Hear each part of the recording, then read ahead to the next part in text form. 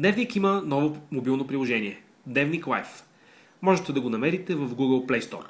Сега ще ви покажа как работи то. Когато стартирате приложението, то ще ви предложи да активирате камерата, за да направите снимка на нещото, което ви е впечатлило. Ние ще снимаме редакцията на дневник.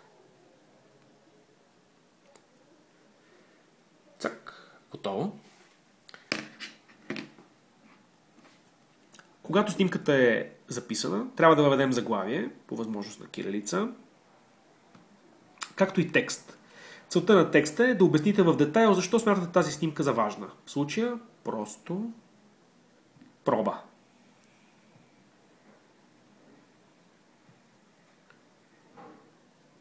Готово.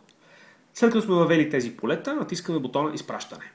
Снимката достига до редакторите на Дневник, които трябва да одобрят, за да я пуснат в потока с новини на Дневник Live.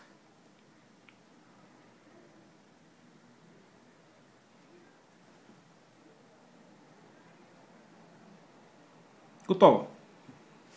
В бутонът новини може да видим потока с новини на Дневник Live от днешния ден. Ето.